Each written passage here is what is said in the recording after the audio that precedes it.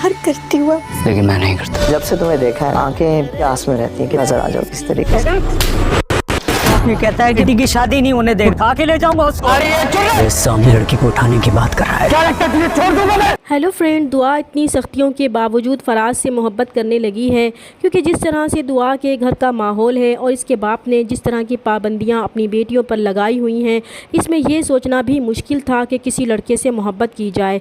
मगर दुआ जो पहले ही कुछ रंगीन मिजाज थी, ऊपर से अपने बाप की बेजा सख्तियों ने इसे चोर दरवाजे खोलने पर मजबूर कर दिया था। दूसरा, इसकी दोस्त भी इसे ऐसी मिली थी जो इन सब चीज़ों से रोकने के बजाय उल्टा इसे ये तरगीब देती थी कि इसे भी अपनी मर्ज़ी की ज़िंदगी जीने का हक़ है।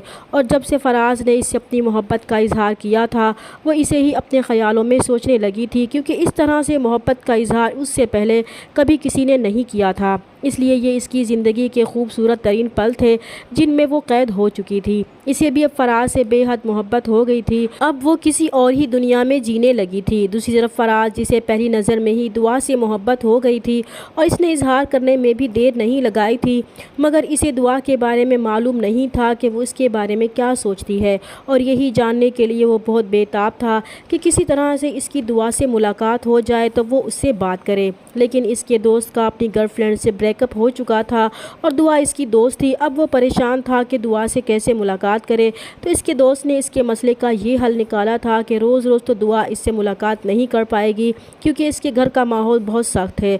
वो ख़ुद भी अपनी आंखों से देख चुका है, इसलिए बेहतर है कि वो दुआ को एक मोबाइल गिफ्ट कर दे, क्योंकि इसके पास मोबाइल भी नहीं है। इस तरह वो आसानी से एक दूसरे से जब चाहेंगे बात कर सकेंगे। और फराज को अपने दोस्त का ये मशवरा बहुत पसंद आया था, और फिर वो अपने बाप के पैसों से दुआ के लिए मोबाइल ख़रीदेगा और इन पैसों के बारे में अपने बाप को भी नहीं बताएगा।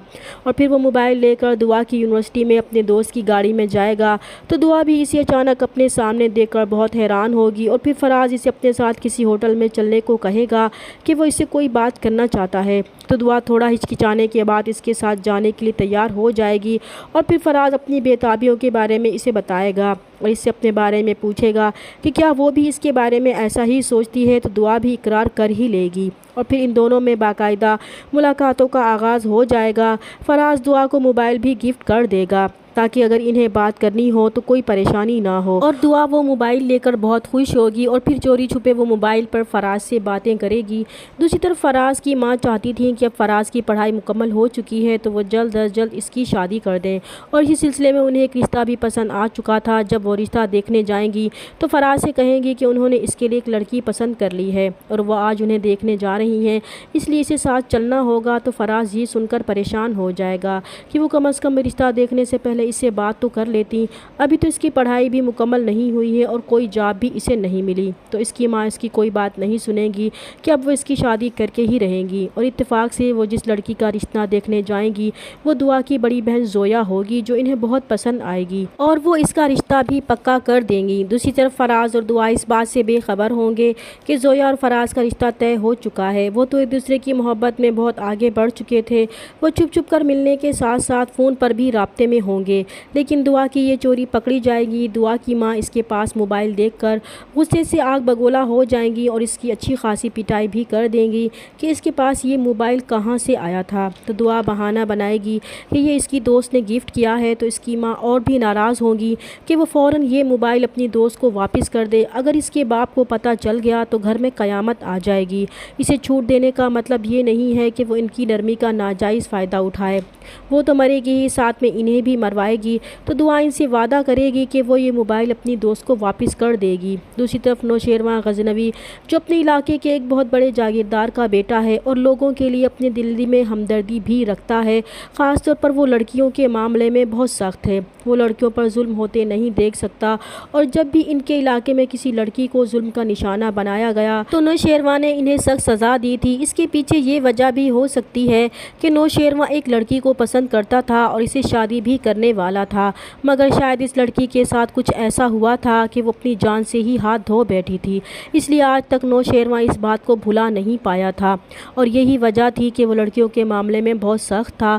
نوشیروان کا ایک بھائی بھی تھا جو اس سے بے حد محبت کرتا تھا، مگر نشانے بازی کے دوران اس کی گولی سے اس کا بھائی مر گیا تھا، اور آج تک وہ اس حادثے کو بھلا نہیں پایا تھا، لیکن وہ یہ نہیں جانتا کہ اس کا بھائی اس کی گولی سے نہیں بلکہ کسی اور کی گولی سے مارا گیا ہے۔ وہ تو آج تک اپنے بھائی کی موت کا ذمہ دار خود کو سمجھتا ہے، اور پھر اس کے ماں باپ نے اس کی بیوہ بھابھی کشمالہ کی شادی اس کی مرضی کے بغیر اس سے کر دی تھی تاکہ ان کی بہو اور بچے ان سے دور نہ ہوں، اور نوشیروان صرف مجبوری کے تحت اس رشتے کو برداشت کرنے پر مجبور تھا، اسی لیے وہ اپنے گاؤں والی حویلی میں بھی کم ہی آتا تھا تاکہ اس کا سامنا کشمالہ سے نہ ہو۔ مگر کشمالہ جو نوشیروان سے محبت کرنے لگی ہے، اسے نوشیروان کی بے رخی برداشت نہیں ہوتی۔ وہ ہر ممکن کوشش کرتی ہے کہ وہ نوشیروان کے دل میں اپنے لیے جگہ بنا سکے، مگر نوشیروان اسے اپنی بیوی ماننے کے لیے ہی تیار نہیں ہے۔ وہ اسے آج بھی اپنی بھابھی تصور کرتا ہے، اور صرف اپنے بھائی کے لیے اس نے کشمالہ سے شادی کی تھی تاکہ وہ اپنے بھائی کے بچوں کی کفالت کر سکے اور انہیں باپ کی کمی محسوس نہ ہونے دے۔ کشمالہ کو امید تھی کہ ایک نہ ایک دن نوشیروان اس کی طرف پلٹ کر ضرور آئے گا، مگر اس کی یہ امید اس وقت ٹوٹ گئی تھی جب نوشیروان کی ماں نے اس سے سوال کیا تھا کہ وہ اپنا خیال ٹھیک سے تو رکھ رہا ہے، اور اس طرح اکیلے اس کے کھانے پینے کا خیال کون رکھتا ہے۔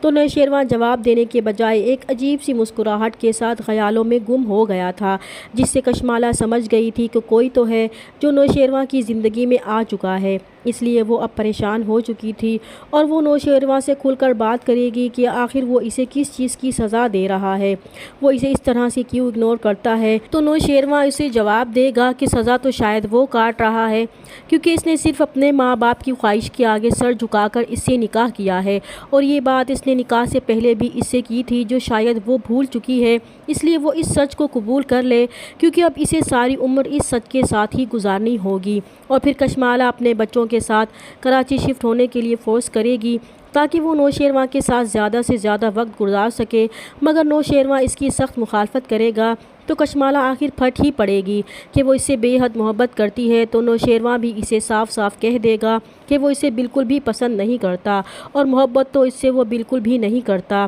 وہ اس کے لیے صرف ایک ذمہ داری سے زیادہ کچھ بھی نہیں ہے۔ دوسری طرف دعا اس بات سے بے خبر ہے کہ نوشیروان کی نظر اس پر پڑ چکی ہے اور وہ اسے پسند کرنے لگا ہے، اور جو چیز نوشیروان کو پسند آ جاتی ہے وہ اسے حاصل کر کے ہی رہتا ہے، اور نوشیروان جو اپنی محبت کے بچھڑنے سے مسکرانا تک بھول چکا تھا، دعا کو دیکھنے کے بعد پھر سے مسکرا اٹھا تھا، مگر وہ دعا کو حاصل کرنے سے پہلے اسے پرکھنا چاہتا ہے کہ وہ کس نیچر کی لڑکی ہے، مگر اب وہ دعا کو حاصل کرنے میں زیادہ دیر نہیں لگائے گا۔